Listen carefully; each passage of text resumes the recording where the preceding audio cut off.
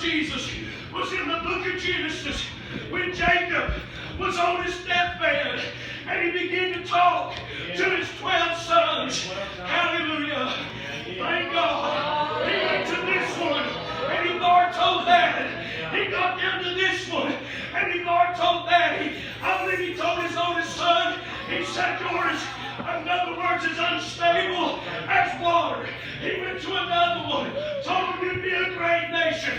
But on and on he went down and began to talk to him. But he got to Judah and he said, Judah, there'll be no lawgiver come from your loins until Shiloh come. Come on. And his eyes will be red with wine, and his teeth will be as white as milk. But I'm telling you, in the book of Isaiah, I can read to you where that prophet, glory. Come on now. I can read to you where that prophet said that they would be a man come, and he would offer to those that were thirsty. They would come seeking, amen, for something to drink, and he would give it to them for free. I'm telling you who that was. His name is Jesus, and he's calling tonight to somebody. He's calling your name. Thank God. Thank God. The mercy of God. The mercies of God. I thought the other night the Lord dealt with me to preach holiness, and I tried to preach it just the way that it's been preached to me. And I'm telling you, without the blood of Jesus, you have no holiness. Without the blood of Jesus, your righteousness is filthy rags. Thank God. I know it's early, but the Lord never did get up. I thought at Goose Hill Sunday, I looked there and here came Brother Jerry McKinley. Here came Brother Bobby. Here came Brother John Whitehead. And came here Sunday night, preached in front of Brother Tom. I thought Sunday, all day, the morning service and the night service, I was a nervous wreck preaching in front of those men. And then those men that's been in it many more years than I have. But I'm telling you, if you was to stand us up here from the youngest to the oldest, we never would tell you if it wasn't for Jesus having mercy on me. I couldn't preach. The Holy Ghost, if it wasn't for His mercy, I'd have never preached a message. If it wasn't for His mercy, it's the blood of Jesus that'll show mercy on you and save you. Mercy, mercy, mercy.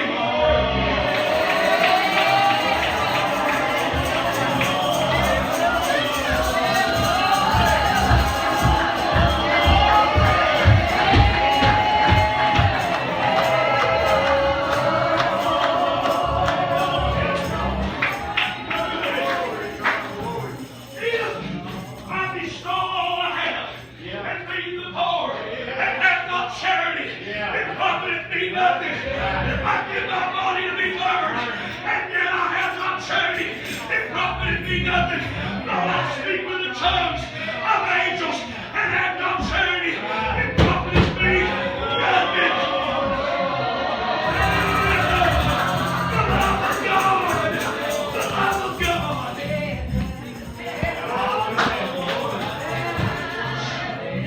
You hear people say that God's done moving.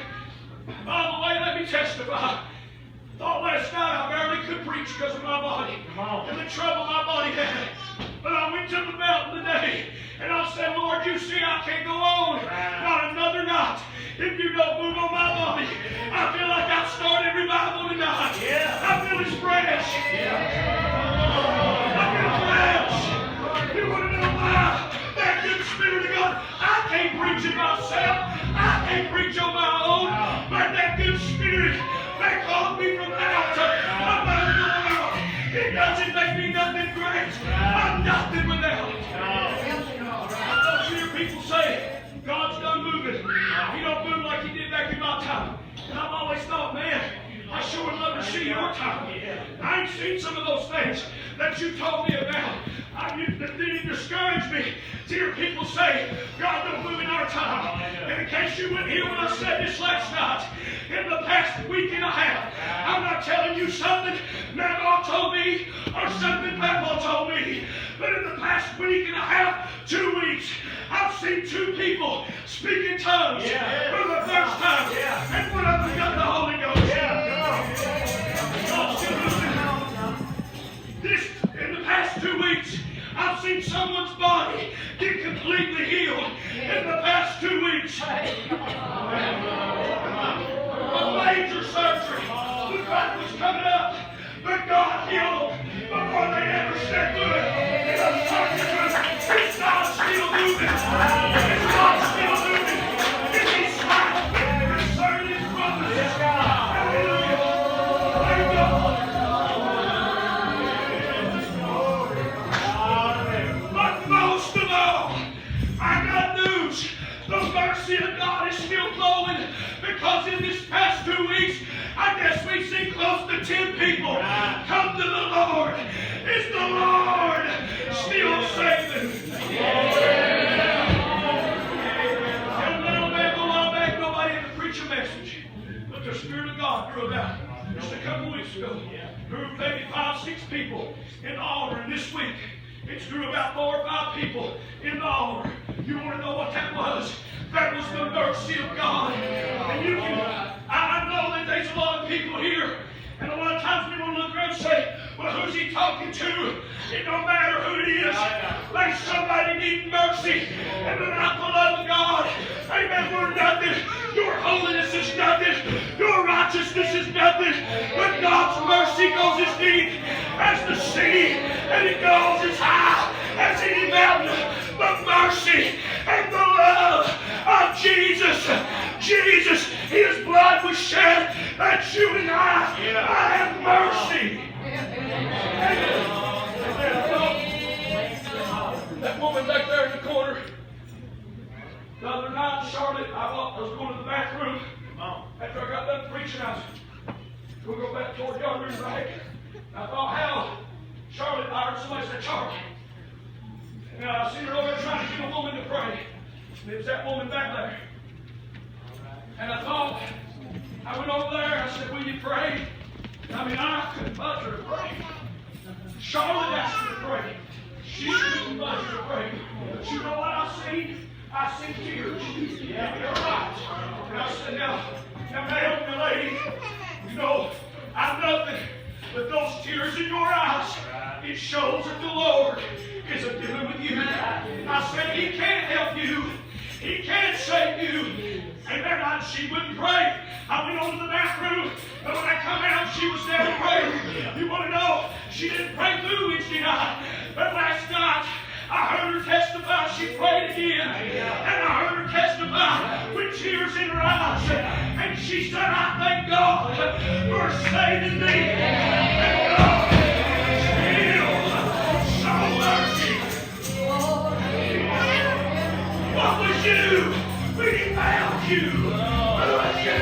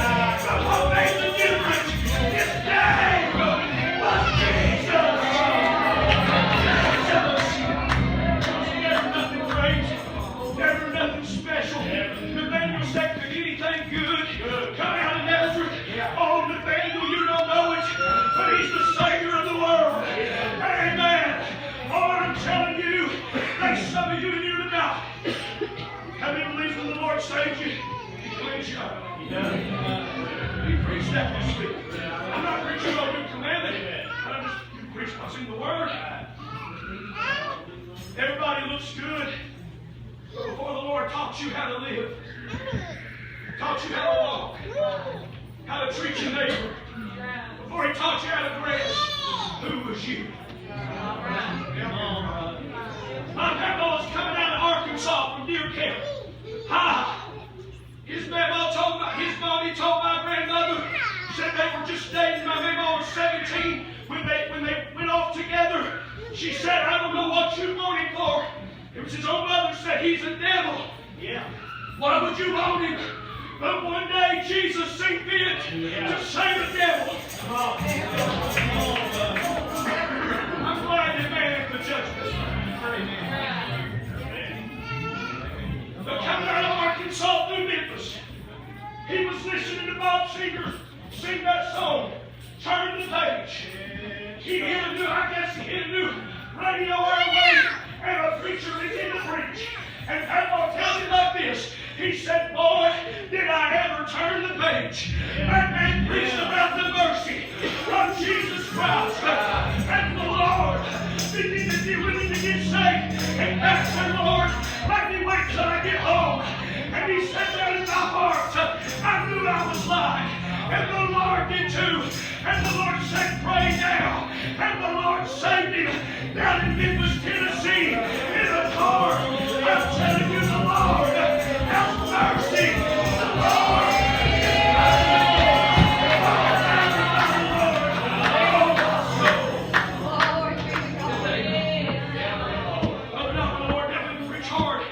talked about David, that second glance, brother, off that rooftop, God. As much as I believe the Word of God, that in a day that a man turns from his righteousness to commit iniquity, all of the righteousness that he's done will be remembered no more. But oh, I can bring to you where a year later, he laid on his face after David said to him, man, and he said, Lord, purge me with hyssop and create within me a new heart. And then you know what the Lord did?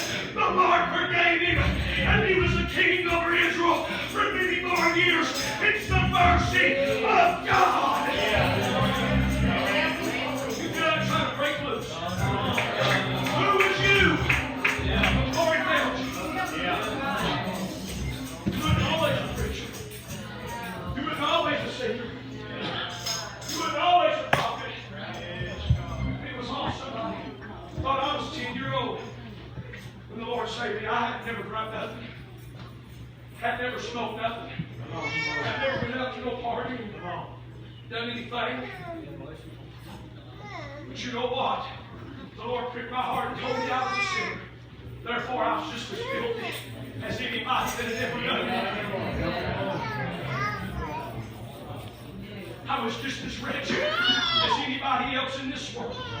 Because I wasn't covered in the blood. The blood.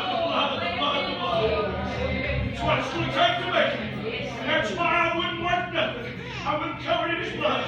But you can go down to a bar and find him drunk laying there passed out. And he's just as worthy of the blood as that 10-year-old boy was.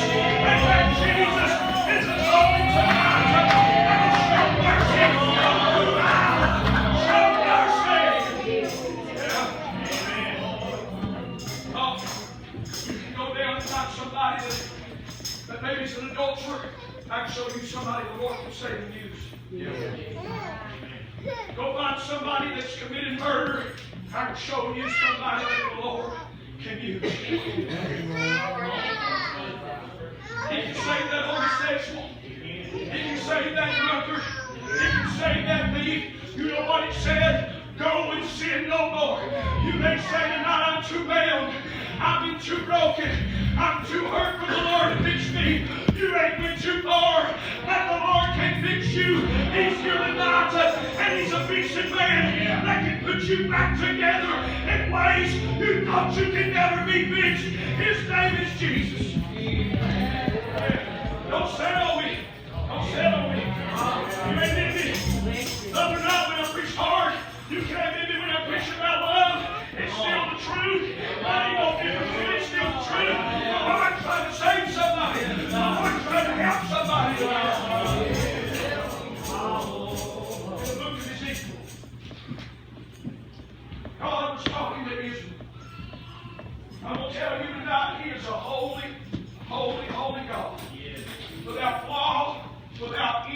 blemish whatsoever. That's why around the throne they're crying, holy, holy, holy.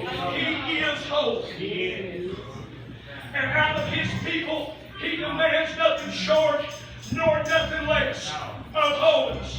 He said, be ye holy, for I am holy. There's no other reason other than he's holy. You ain't nothing. You ain't holy. I read. For he told Israel, he said, I'll pass by you. And I've seen on the wayside that nobody wanted you. I've seen you that nobody had took you and washed you. And when I passed by thee, I saw thee, that thou was polluted in thine own blood. But I said unto thee, when thou wast in thy blood meal, yea, I said unto thee, when thou wast in thy blood meal, and he said, I entered in to a covenant with you. I took you, I washed you, and I spread my skirt over you, and I covered your nakedness. When I passed by thee, I saw you. In other words, I saw you polluted, I saw you broken, I saw you hurt, I saw you in your own blood. But I said to you, when I saw you in your own blood, live. Yea, I said unto thee, live. Tonight, if you're in sin, you're dead as dead can be. But if he comes by you late at night and looks at your dying soul and says, and utters those words, live, you will live. You live tonight.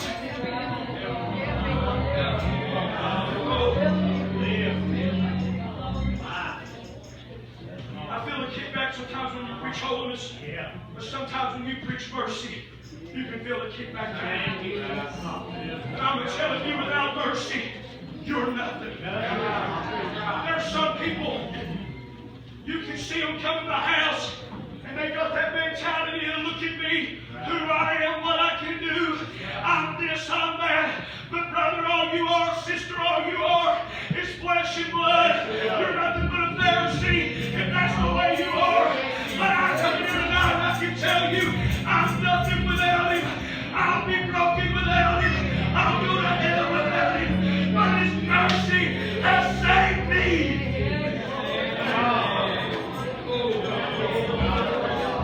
No, Charlotte said the other night, she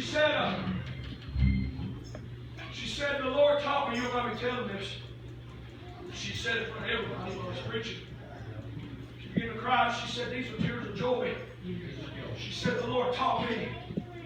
And I remember when she prophesied my memory. She said, the Lord taught me that the devil had it in his mind to destroy you and destroy your little brother. He had it in his mind to destroy you. To leave you both broken, to leave you both in sin.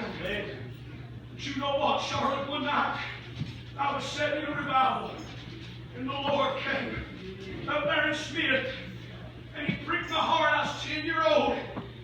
I didn't know what was coming. Grandma didn't know what was coming. But there was a God beyond the clouds that seen what was about to happen just a few months down the road. You know what he did? He knocked on my heart's door, and being 10-year-old, and he pricked my soul. And that night he saved me, and he covered me in his blood, and he made me a Christian. I thought I was worried about hanging had no interest in the Lord. But not long ago, the Lord, not far back, the Lord came and began to deal with hanging to follow him. And you know what? Now hanging has been in the altar. I sing in the Holy Ghost this week. And he lives like a holiness man. Why? The mercy of God.